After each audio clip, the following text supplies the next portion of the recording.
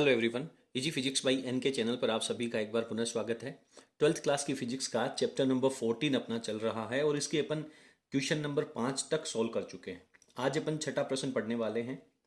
प्रश्न कह रहा है कि हाइड्रोजन सदृश्य आयन यानी हाइड्रोजन के जैसा कोई आयन है वो n बराबर 2 से n बराबर 1 में संक्रमण करता है। यानी n2 की वैल्यू है वो आपको 2 दे रखी है और n1 की वैल्यू यानी जिस कक्षक में आएगा उसका क्रमांक 1 है। हाइड्रोजन के जैसा आयन है, हाइड्रोजन होना जरूरी नहीं है, हीलियम लिथियम कुछ भी हो सकता है, बट उसके आउटर कक्षक में एक इलेक्ट्रॉन है। जब ऐसा संक्रमण होगा दूसरे कक्षक से पहले कक्षक में यानी ज्यादा ऊर्जा से कम ऊर्जा के कक्षक में आएगा तो नील्स बोहर की तीसरी परिकल्पना के अनुसार ऊर्जा का उत्सर्जन करेगा। तो उत्सर्जित होने वाली जो ऊर्जा है उसकी फ्रीक्वेंसी आपको दे रखी है, तो इसको अपन न्यू से लिख लेते हैं और ये दे रखी है 2.467 इंटू 10⁻7 हर्ट्ज। ठीक है, इतनी आवृत्ति की कोई तरंग है, विकिरण है, वो उत्सर्जित करती है। यदि संक्रमण n बराबर 3 से 1 में करे, ये दूसरी सिचुएशन दे रखी है, n2 का मान 3 दे रखा है और n1 की वैल्यू 1 दे रखी है। यानी तीसरे से पहले कक्षक में यदि संक्रमण करता है तो उस समय जो आवृत्ति होगी तो वो आवृत्ति कितनी होगी ये वैल्यू निकालनी है। तो ये दूसरे से पहले की आवृत्ति है तो इसके नीचे मैं 2 1 लिख दूं, और ये तीसरे से पहले की आवृत्ति निकालनी है तो इसके लिए अपन इसके नीचे 3 1 लिख देते हैं, ताकि अपने को ये पता चल जाएगा कि ये तीसरे कक्षक से पहले कक्षक के लिए है। अब आप जानते हैं कि इस सिचुएशन के अकॉर्डिंग यहाँ पे अपने को आवृत्ति निकालनी है, लेकिन सर तरंग दैर्ध्य की वैल्यू, लेमडा की वैल्यू अगर अपने को निकालनी होती थी तब तो अपन डायरेक्ट रिडबर्ग का सूत्र लगा देते थे। तो यहां पर भी अपन रिडबर्ग का ही सूत्र लगाएंगे। देखना, रिडबर्ग सूत्र से क्या कहता है रिडबर्ग का सूत्र? सर रिडबर्ग का सूत्र कहता है 1/λ इज इक्वल्स टू r, और हाइड्रोजन अगर होता तब तो अपन यहाँ पे z की जगह 1 लिख देते, लेकिन यहाँ पे कह रहा है हाइड्रोजन के जैसा कोई आयन है तो इस फॉर्मूले में r के साथ में z का स्क्वायर रहता है और ब्रैकेट में आता है 1/n1 स्क्वायर माइनस 1/n2 का स्क्वायर। ठीक है, लेकिन आपको क्या चाहिए? आवृत्ति।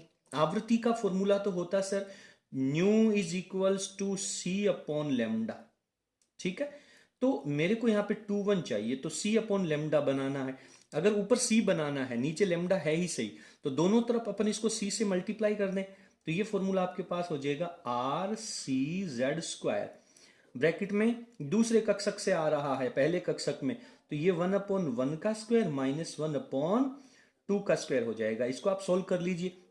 ये सर 2 का स्क्वायर 4, यहाँ पे 4 - 1 यानी 3/4 हो जाएगा, तो 3/4 rcz स्क्वायर। इसे मैं इक्वेशन नंबर 1 कह देता हूं। बहुत सिंपल सी कहानी है। अब दूसरी सिचुएशन के लिए ले लें, इसी प्रकार दूसरी सिचुएशन लगा देंगे अपन। तो इसी प्रकार से जब अपन न्यू का मान 3 1 लिखेंगे तो यहां पर आपके पास फॉर्मूला क्या हो जाएगा? ये फॉर्मूला डायरेक्ट हो जाएगा सर rcz स्क्वायर। ब्रैकेट में n1 का मान 1 का स्क्वायर और n2 का मान 3 का स्क्वायर दे रखा है, तो ये वैल्यू कितनी हो जाएगी बेटा? ये हो जाएगी 3 का स्क्वायर 9, 9 - 1 8 हो जाएगा, तो 8/9 rcz स्क्वायर। ये इक्वेशन नंबर आपके पास आ गई 2। तो आपको तो न्यू 3 1 की वैल्यू चाहिए और न्यू 2 1 की वैल्यू आपको दे रखी है, तो अपन क्या करेंगे? समीकरण नंबर 2 में 1 का भाग लगा देंगे। तो समीकरण 2 भाग समीकरण नंबर 1 ये फंक्शन लगा देते हैं। तो समीकरण 2 का मतलब 3/3 1 हो गया और 2 का मतलब न्यू 2 1 हो गया, और 3 1 का वैल्यू क्या है यहाँ पे? 8/9 rcz का स्क्वायर। ठीक है, और न्यू 2 1 की वैल्यू कितनी है? ये हो जाएगा सर 3 rcz स्क्वायर, और बट्टा में जो 4 है वो चला जाएगा ऊपर, तो rcz स्क्वायर से तो rcz स्क्वायर कैंसिल आउट हो जाएगा। होगा कि नहीं होगा? बहुत सिंपल सी कहानी है। और अब आप यहाँ पे मल्टीप्लाई कर लें तो 8 को 4 से गुणा किया सर ये हो गया 32, और 9 को 3 से गुणा किया ये हो गया 27। आपको वैल्यू किसकी चाहिए? थोड़ा सा अपन यहाँ पे लिख लेते हैं।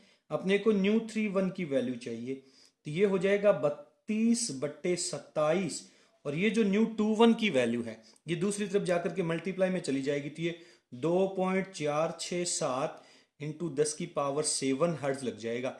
अब आप इसको सॉल्व कर लें 32/27 को जब आप सॉल्व करेंगे तो ये वैल्यू थोड़ी सी इंक्रीज हो जाएगी, क्योंकि 32 में 27 का भाग देंगे तो एक से ज्यादा आएगा। तो ये जो रिजल्ट है वो आपका लगभग बन जाएगा 2.92 इंटू 10⁻7, और फ्रीक्वेंसी का मात्रक आपको 100% लगाना, हर्ज हो जाएगा। तो इस तरीके से इस प्रश्न को अपन यहाँ पे सोल्व कर सकते हैं। उम्मीद करता हूं कि प्रश्न आपको बहुत अच्छे से समझ में आया होगा। चलिए फटाफट स्क्रीन को पॉज करके क्वेश्चन को उतार लीजिए, अगले प्रश्न में चलते हैं। इसके बाद में क्वेश्चन नंबर 7 जो है ये थोड़ा सा कॉम्प्लिकेटेड है, इसको समझना बहुत जरूरी है। अगर एक बार आपको ये प्रश्न का प्रोसेस समझ में आ गया, क्या पूछना चाह रहा है, तो फिर इसकी प्रोसेस आगे ज्यादा टफ नहीं है।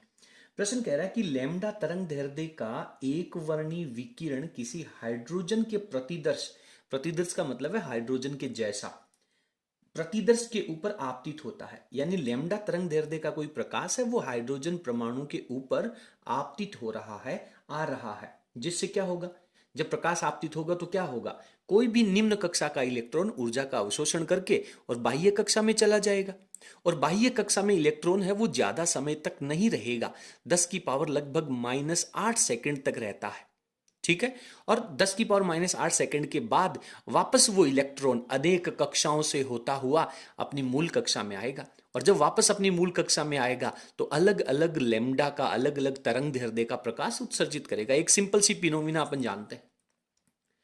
तो यहां पे आगे कह रहा है कि जिससे परमाणु मूल ऊर्जा अवस्था में है, हाइड्रोजन परमाणु विकिरण अवशोषित करता है। सिंपल सी बात है, यहां पे कह रहा है कि जो परमाणु है वो मूल अवस्था में है, इसका मतलब उसका इलेक्ट्रॉन है वो मूल अवस्था में है, इसका मतलब n1 की वैल्यू 1 हो जाएगी, ठीक है। तो मूल अवस्था में होने का मतलब n1 की वैल्यू है वो आपके पास 1 हो जाएगी।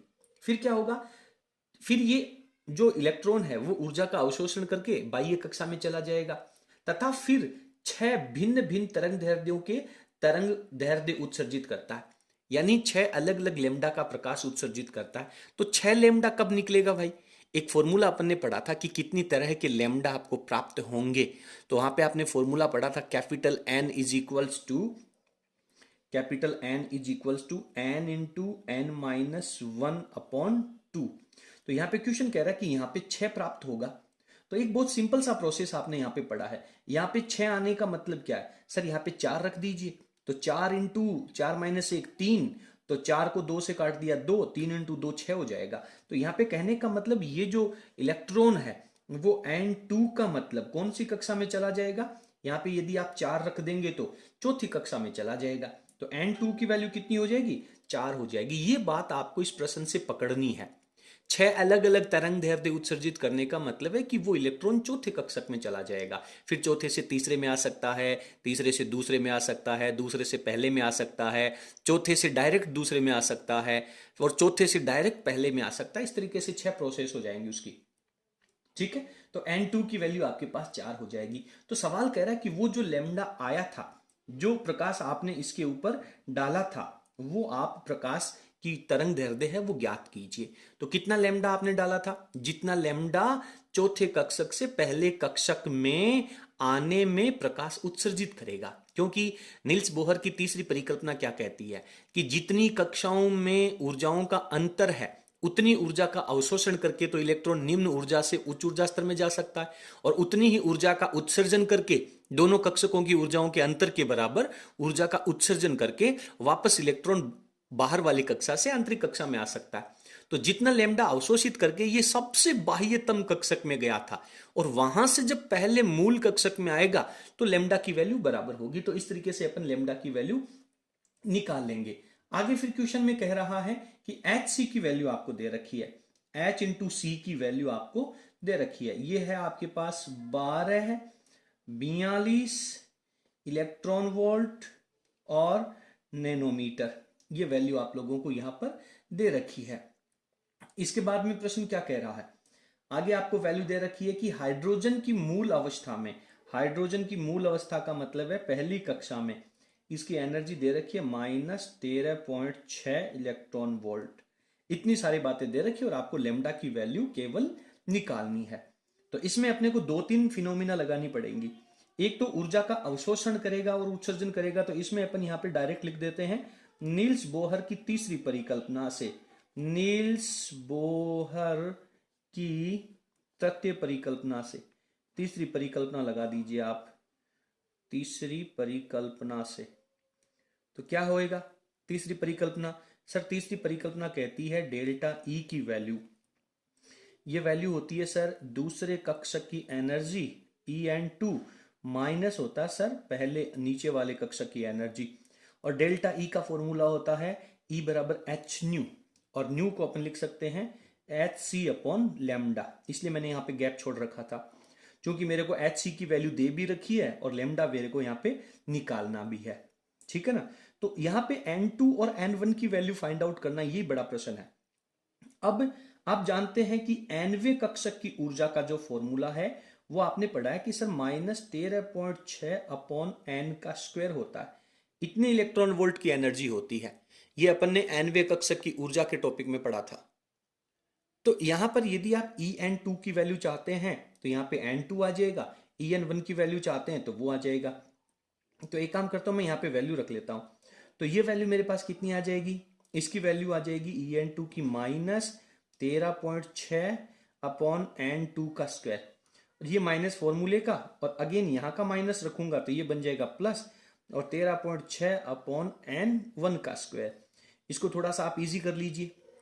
आपको करना क्या है सर, मैं एक काम करता हूं, इसमें से 13.6 जो है उसको कॉमन ले लेता हूं प्लस का, तो 13.6 को कॉमन लेऊंगा तो ये वैल्यू आ जाएगी 1 अपॉन N1 का स्क्वायर और -1 अपॉन N2 का स्क्वायर आपके पास यहां रह जाएगा, ठीक है। और ये किसके बराबर चल रहा है, एच सी अपॉन लेमडा के बराबर चल रहा है। आपको यहाँ पे एच सी की वैल्यू दे रखी है, तो ये एच सी की वैल्यू आप यहाँ पे रख लीजिए। तो एच सी की वैल्यू रखता हूं तो मैं 1242 अपॉन में रखता हूं मैं लेमडा, यहाँ पे वैल्यू दे रखी है 13.6, उसके बाद में यहाँ पे वैल्यू को सॉल्व कर लीजिए, तो ये 1 अपॉन 1 का स्क्वायर -1 अपॉन N2 की वैल्यू तो आपके पास 4 आ गई थी, तो ये हो जाएगा 4 का स्क्वायर, ठीक है। अब आप इसको सॉल्व कर लीजिए, पहले आप वीडियो की स्क्रीन को पॉज करके और इतना क्वेश्चन लिख लीजिए, फिर अपन थोड़ा सा आगे चलते हैं। अब यहाँ पे जो कुछ इंटेलिजेंट स्टूडेंट है उनके दिमाग में एक प्रॉब्लम, एक डाउट है, वो क्रिएट होना चाहिए। अगर नहीं हो रहा है तो होना चाहिए। क्या होना चाहिए कि सर एच सी की जो वैल्यू है, एच सी की वैल्यू तो इलेक्ट्रॉन वोल्ट और नैनोमीटर में दे रखी है, तो फिर आपने उसकी वैल्यू को जूल सेकंड में और मीटर पर सेकंड में कन्वर्ट क्यों नहीं किया, क्योंकि ऐसा ही सिस्टम में लेते हैं। तो इसके लिए बेटा सबसे पहली बात तो मैं आपको बता दूं कि जो इलेक्ट्रॉन वोल्ट है उसको मैंने इसलिए कन्वर्ट नहीं किया क्योंकि ये माइनस का 13.6 इस तरफ भी ये वैल्यू किस में है, ये वैल्यू है, ये भी तो इलेक्ट्रॉन वोल्ट में है, और ऊपर एच सी की वैल्यू है, ये भी इलेक्ट्रॉन वोल्ट में। तो दोनों तरफ अगर आप उस इलेक्ट्रॉन वोल्ट को जूल सेकंड में कन्वर्ट करोगे तो एक ही वैल्यू आएगी, तो दोनों कैंसिल आउट हो जाएगी।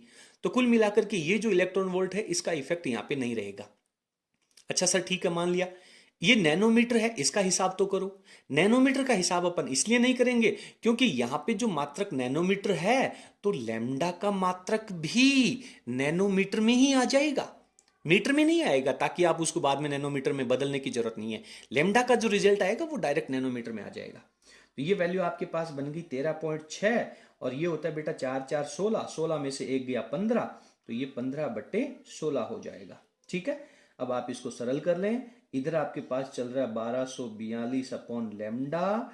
इस पूरे सेगमेंट को आप इस वीडियो की स्क्रीन को पॉज कर लें एक बार, और फिर ये जो मैथमेटिक्स है इसको आप लोग अपने हिसाब से सॉल्व कर लें।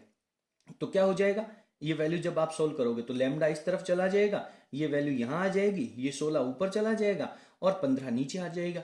तो इनको जब आप सोल्व करोगे तो आपके पास रिजल्ट आएगा 97.41, ठीक है। लेकिन मात्रक क्या लगाएंगे, क्या मीटर लगाएंगे? सर मीटर नहीं लगाएंगे, क्या लगाएंगे, नैनोमीटर लगाएंगे। अच्छा नैनोमीटर क्यों लगाएंगे, क्योंकि यहाँ पे आपको ये जो वैल्यू है वो नैनोमीटर में ही दे रखी है। इसलिए उम्मीद करता हूं कि ये पूरा प्रश्न आप लोगों को अच्छे से समझ में आ गया होगा। आपको भी बोर्ड परीक्षा में बिल्कुल इसी तरीके से सॉल्व करके आना, आपको पूरे अंक मिलेंगे, ठीक है बेटा। आप फटाफट स्क्रीन को पॉज करके प्रश्न को उतार लें, अच्छे से समझ लें, दोबारा बुक में से प्रश्न को पढ़ लें, रफ कॉपी में इसको दोबारा सॉल्व कर लें, बार बार प्रयास करना होगा आपको। अगले प्रश्न पे चलते हैं। प्रश्न संख्या 8 पढ़ने वाले हैं। देखिए बेटा 8वां जो प्रश्न है इसमें बहुत सारे कॉन्सेप्ट लगने वाले हैं। मैं बताऊं कि इतना आसान प्रश्न कोई हो ही नहीं सकता यदि आपके इस चैप्टर के हर एक टॉपिक के फंडामेंटल क्लियर हैं तो। बहुत इजी प्रश्न है, देखो क्या कह रहा है, समझते जाना आराम से। प्रश्न कह रहा है कि हाइड्रोजन परमाणु में संक्रमण n बराबर चौथे कक्षक से दूसरे कक्षक में, यानी चौथे कक्षक से दूसरे कक्षक में हाइड्रोजन का इलेक्ट्रॉन है वो आ रहा है, बाह्य कक्षक से आंतरिक कक्षक में आ रहा है, तो क्या करेगा, ऊर्जा का उत्सर्जन करेगा। ठीक है ना। तो यहां पे n2 की वैल्यू लिख देता हूं मैं 4 और n1 की वैल्यू लिख देता हूं 2। तो क्या होगा, ऊर्जा का उत्सर्जन करेगा। फिर कह रहा है कि के संगत प्रकाश किसी धातु जिसका कार्यफलन, कार्यफलन को मैं किससे कह दूं, बताएं देखें, कार्यफलन को किससे लिख दूं, कार्यफलन को W नॉट से लिख देते हैं अपन। तो W नॉट की वैल्यू दे रखी है आपको 1.9 इलेक्ट्रॉन वोल्ट। मतलब क्या हुआ कि वो जो प्रकाश उत्सर्जित होगा चौथे कक्षक से दूसरे कक्षक में आने पर, वो प्रकाश आप किसी दूसरे धातु के पृष्ठ पे आपतित कर रहे हो। प्रकाश विद्युत प्रभाव पढ़ा ना आपने 13वें चैप्टर में, बिल्कुल। तो उस सतह के ऊपर वो प्रकाश है वो आएगा, आएगा तो क्या होगा, प्रकाश विद्युत प्रभाव में आपने पढ़ा कि उस प्रकाश का कुछ हिस्सा तो कार्यफलन में लग जाएगा और बाकी बची हुई एनर्जी है वो इलेक्ट्रॉन को दौड़ाने में काम करेगी, यानी गतिज ऊर्जा के रूप में काम में आने वाली है। तो प्रश्न आगे कह रहा है कि 1.9 इलेक्ट्रॉन है उसके ऊपर आपतित होता है प्रकाश। फिर कह रहा है उत्सर्जित होने वाले इलेक्ट्रॉनों की अधिकतम गतिज ऊर्जा कितनी होगी, के मैक्सिमम की वैल्यू अपने को चाहिए। यानी बेसिकली ये प्रश्न है वो प्रकाश विद्युत प्रभाव को मिलाकर के होने वाला है। तो ये जो इक्वेशन है कार्यफलन और गतिज ऊर्जा, इसका कॉन्सेप्ट क्या लगेगा, आइंस्टीन का प्रकाश विद्युत समीकरण ले लें अपन, आइंस्टीन प्रकाश विद्युत समीकरण से, क्लियर है ना बेटा, आइंस्टीन का प्रकाश विद्युत समीकरण है वो अपने को अप्लाई करना पड़ेगा। प्रकाश विद्युत समीकरण क्या कहता है, आइंस्टीन का प्रकाश विद्युत समीकरण कहता है कि सर एच न्यू आने वाले फोटोन की एनर्जी वो कार्यफलन के रूप में काम में आएगी और गतिज ऊर्जा के रूप में बचेगी। कार्यफलन दे रखा है, गतिज ऊर्जा अपने को निकालनी है, तो आपको क्या चाहिए, एच न्यू चाहिए। और एच न्यू क्या होता है, एच सी अपॉन लेमडा, यानी आपको एच और सी की वैल्यू तो जानते हैं, अब आपको लेमडा की वैल्यू चाहिए, तो एच सी अपॉन लेमडा चाहिए आपको। तो अब अपन क्या लिखेंगे यहाँ पे, नील्स बोहर की तीसरी परिकल्पना ले लेते हैं अपन। तो यहां पे मैं लिखता हूं नील्स बोहर की तृतीय परिकल्पना। ठीक है, ये इसकी तीसरी परिकल्पना ले लेते हैं अपन। तो तीसरी परिकल्पना क्या कहती है, एच सी डेल्टा ई बराबर एच न्यू कह देते हैं। और ये एच न्यू क्या होता है, ये होता है कि En2 माइनस En1। ठीक है, समझ में आ रही है। अच्छा, अब आप जानते हैं कि N2 क्या होता है, ये इसकी वैल्यू होती है -13.6 अपॉन N2 का स्क्वायर, और ये माइनस यहां पे लगा दूंगा मैं, और इस माइनस को यहां पे प्लस में बना दूंगा, तो ये वैल्यू क्या हो जाएगी 13.6 अपॉन N1 का स्क्वायर। अगेन आपको एच न्यू की वैल्यू ही तो चाहिए यहां पर, तो इस फॉर्मूले से आ जाएगी, नील्स बोहर की तीसरी परिकल्पना से आपके पास एच न्यू की वैल्यू आ जाएगी। तो इसमें से आप 13.6 को तो कॉमन ले लें, तो यहां पे 1 अपॉन N1 का स्क्वायर पहले आ जाएगा और ये वैल्यू पीछे आ जाएगी। थोड़ा सा ध्यान रखना है बेटा मैथमेटिक्स में, मैथमेटिक्स को जल्दबाजी में गलत नहीं करना है। तो ये वैल्यू हो जाएगी सर 13.6, N1 की वैल्यू दे रखी है 2 का स्क्वायर तो हो गया 4, N2 की वैल्यू दे रखी है 4 तो 4 का स्क्वायर हो गया 16, 16 हो गया तो एलसीएम ले लो 16 आ गया, 16 में से यहाँ पे आएगा 4, यहाँ पे आएगा 1, 4 माइनस 1 हो जाएगा 3, तो वैल्यू हो जाएगी 13.6 इंटू 3 बट्टा 16 हो जाएगी। ठीक है ना, समझ में आ रहा है, 13.3 इंटू 3 बट्टा 16 हो जाएगा। तो ये वैल्यू आप सॉल्व कर लीजिए, इसकी वैल्यू आप सरल कर लें। तो इसकी वैल्यू जब अपन सरल करेंगे तो ये अप्रोक्सीमेट 2-3 से कुछ कम वैल्यू आएगी, तो इसकी रिजल्ट आएगा 2.55 और मात्र क्या लगेगा, इलेक्ट्रॉन वोल्ट लगेगा। इतनी एनर्जी वो इलेक्ट्रॉन जो हाइड्रोजन परमाणु के चौथे कक्षक से दूसरे कक्षक में आएगा तो इतनी ऊर्जा का उत्सर्जन करेगा, और इतनी ऊर्जा का जब उत्सर्जन करेगा वो प्रकाश के उस धातु की सतह पे गिरेगी। धातु की सतह पे गिरेगी, कितनी ऊर्जा गिरेगी बेटा, सर 2.55 की ऊर्जा गिरेगी। उसमें से कितनी कार्यफलन के रूप में काम में आ रही है, 1.9 काम में आ रही है। बची हुई ऊर्जा किसके रूप में आएगी, के मैक्सिमम के। तो यहां पर के मैक्सिमम कितना बन जाएगा, सर ये हो जाएगा 2.55 माइनस 1.9। ओके, अब तो कर ही लेंगे ना मेरे लाल, अरे वाह, अब तो हो जाएगा सर 0.65 इलेक्ट्रॉन वोल्ट। यहाँ आने के बाद में तो हम बिल्कुल निकाल देंगे फटाफट। ठीक है, तो उम्मीद करता हूँ कि पूरा प्रश्न आप सभी बच्चों को अच्छे से समझ में आया होगा। तो इनके फंडामेंटल्स हैं वो बहुत क्लियर होने चाहिए। बोर्ड परीक्षा की कॉपी में भी आप इसी तरीके से सुंदर तरीके से यदि आप लिख करके आएंगे तो आपको पूरे अंक मिलेंगे। मात्रक का विशेष ध्यान रखना है। चलिए फटाफट स्क्रीन को पॉज करके इस प्रश्न को उतार लीजिए, आगे चलते हैं। चलिए अब अपन अगला प्रश्न संख्या 9 पढ़ते हैं। 9वां प्रश्न बहुत इंटरेस्टिंग प्रश्न है। देखिए क्या कह रहा है कि हाइड्रोजन का एक प्रतिदर्श है, यानी हाइड्रोजन का एक परमाणु है, किसी उत्तेजित अवस्था ए में है। कोई एक अवस्था है, उस अवस्था ए में इसका परमाणु है। अवस्था ए में परमाणु होने का मतलब है कि उसका इलेक्ट्रॉन है वो उत्तेजित अवस्था में। इस प्रतिदर्श के द्वारा 2.55 इलेक्ट्रॉन वोल्ट के फोटोन के अवशोषण से ये कुछ ऊर्जा का अवशोषण करेगा। कितनी ऊर्जा का अवशोषण करेगा? डेल्टा ई लिख देते हैं, जिसकी वैल्यू 2.55 इलेक्ट्रॉन वोल्ट है। तो इतनी ऊर्जा अवशोषित करके ये इलेक्ट्रॉन जाएगा कहां? जिस अवस्था में, जिस कक्षा में ये है, उस कक्षा की ऊर्जा और इसके ऊपर वाली किसी एक कक्षा की ऊर्जा, उन दोनों के ऊर्जाओं का अंतर, गैप अगर इतना होगा तो उसी कक्षा में जाएगा। नील्स बोहर की तीसरी परिकल्पना की बात है यार, इसमें तो इतना कुछ विशेष तो है ही नहीं। ठीक है ना? तो अवशोषण करने के बाद ये आगे किसी अन्य अवस्था में बी में पहुंच जाता है। ये मान लीजिए कि ये अवस्था कौन सी में पहुंच जाता है? बी में पहुंच जाता है। ठीक है, अवस्था ए से इस ऊर्जा का अवशोषण करके बी में पहुंच जाता। अब अपने को पता नहीं है कि हाइड्रोजन की ये कौन सी कक्षा, पहली कक्षा है, दूसरी है, तीसरी है, चौथी है, ये कौन सी कक्षा में जा रहा है, उससे कितना आगे जा रहा है, ये अपने को पता नहीं है बेटा। तो सवाल कह रहा है कि अवस्था ए और बी के मुख्य क्वांटम संख्या ज्ञात कीजिए।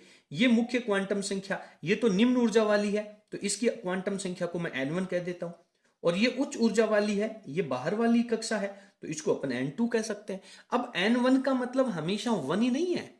n1 का मतलब अंदर वाली निम्न ऊर्जा वाली कक्षा है। हो सकता है कि ये दूसरी कक्षा हो सकता है कि ये तीसरी कक्षा हो, और तीसरी कक्षा का इलेक्ट्रॉन अगर ये है तो इतनी ऊर्जा का अवशोषण करके ये चौथी ऊर्जा में, पांचवी कक्षा में, छठी कक्षा में कहीं पर भी जा सकता है। उन दोनों कक्षाओं की ऊर्जाओं का अंतर इतना होना चाहिए। नील्स बोहर की तीसरी परिकल्पना। तो यहां पे अपन लिखते हैं नील्स, यहां पे आगे मैं क्वेश्चन मार्क लगा देता हूं। n1 की वैल्यू और n2 की वैल्यू चाहिए। नील्स बोहर की तृतीय परिकल्पना, तीसरी परिकल्पना अपने को यूज करनी है। ठीक है ना बेटा? परिकल्पना से तो क्या होती है तीसरी परिकल्पना? सर तीसरी परिकल्पना होती है डेल्टा ई बराबर n2 माइनस en1। ठीक है, और en2 क्या होती है? हाइड्रोजन परमाणु की आप बात कर रहे हो, तो ये होती है -13.6 अपॉन n2 का स्क्वायर, और ये माइनस फॉर्मूले का आ गया। फिर -13.6 लिखना है तो ये प्लस का 13.6 हो जाएगा, और यहां पे n1 का स्क्वायर हो जाएगा। अगेन क्या कर लें, डेल्टा ई की वैल्यू आपको चाहिए, तो इसमें से 13.6 को आप कॉमन ले लें। 13.6 को कॉमन लेंगे तो पहले 1/n1 का स्क्वायर आ जाएगा, और फिर 1/n2 का स्क्वायर आ जाएगा। ठीक है, अब अपन सोल्व कर लेते हैं। ये जो 13.6 है, इसकी वैल्यू को अपन डेल्टा ई की वैल्यू को लिख दो आप 2.55, तो ये आपके पास 2.55 दे रखी है। तो ये माइनस, ये 13.6 की वैल्यू है, माइनस नहीं है, 13.6 की वैल्यू जब ये यहां से हट करके जाएगी तो बटा में चली जाएगी ना, तो इसको मैं यहां से काट देता हूं और यहां लिख देता हूं। तो कितनी होगी ये? 13.6, और इसका जब भाग लगाएंगे 2.55 में 13.6 का, तो कितना आ जाएगा? ये हो जाएगा 0.18 और 7, इतने के अप्रोक्सीमेट आएगा। तो ये किसकी वैल्यू? इसके आगे मात्रक नहीं लगेगा बेटा, ये 1/n1 स्क्वायर और n2 स्क्वायर की वैल्यू है। अब आपको करना क्या है, n1 की वैल्यू मान करके लिखनी है, मान लो पहली कक्षा। इसके बाद में n2 की वैल्यू आपको लिखनी है, मान लो दूसरी कक्षा, तीसरी कक्षा। बात समझ में आ रही है? बार बार रैंडम, ऐसे बिना अनिश्चितता के आप यहां पे वैल्यूज रखेंगे, उन सबको सोल्व करेंगे, और जो रिजल्ट इसके साथ मैच हो जाएगा, बिल्कुल इक्वल मैच हो जाएगा, तो वही कह देंगे कि n1 की कक्षा इस कक्षा में था और n2 की कक्षा में ये हो जाएगा। तो इस प्रश्न के लिए आपको बार बार अभ्यास करना होगा, लेकिन मैं आपको हिदायत देना चाहूंगा कि आप बोर्ड परीक्षा में हैं तो आपको सारे भागों को सोल्व करने की जरूरत नहीं है। आपको डायरेक्ट यहां पे जब आप 2-3 बार इस प्रश्न को सोल्व कर लेंगे तो आपको पता चल जाएगा कि यदि n1 की वैल्यू को रख दें अपन 2, और यदि अपन n2 की वैल्यू को रख दें अपन 4, तो सोल्व करके देखो, तो ये 1/2 का स्क्वायर 4 हो गया और 1/4 का स्क्वायर 16 हो गया। एलसीएम लेंगे तो यहाँ पे आपके पास 16 माइनस 4, 16 माइनस 4 कितना होता है? एलसीएम 16 ले लिया तो 16 में 4 का भाग गया 4 आ गया, और इसमें 16 का भाग गया एक बार आ गया, तो ये आपके पास हो जाएगा 3/16। और 3 में जब आप 16 का भाग लगाएंगे तो ये वैल्यू 0.187 आएगी। ठीक है, तो इसका मतलब अतः डायरेक्ट लिख दें आप फटाफट, यहां पे नीचे लिख लेता हूं मैं थोड़ा सा। अतः अवस्था ए जो है उसमें n1 की वैल्यू है वो दूसरी कक्षा है, और अवस्था बी जो है जिस अवस्था में ये ऊर्जा का अवशोषण करके जाएगा उसकी वैल्यू है वो चौथी कक्षा है। तो ये रिजल्ट है वो भी आप लोगों को इस प्रश्न के साथ में एंड में लिखना होगा, तब जाकर के पूरा अंक मिलेगा। तो उम्मीद करता हूं कि ये प्रश्न भी आप सभी बच्चों को बहुत अच्छे से समझ में आया होगा। आज की क्लास में इतना ही। आप फटाफट इन तीनों चारों प्रश्नों को अच्छे से समझ लें, बाकी के जो प्रश्न हैं उनको अपन अगले वीडियो में सोल्व करने वाले हैं, और उसके साथ ही आपका चैप्टर नंबर 14 है वो कंप्लीट हो जाएगा। चलिए, बहुत बहुत धन्यवाद। यदि आपको वीडियो पसंद आया तो प्लीज वीडियो को लाइक जरूर करें। Okay, thank you.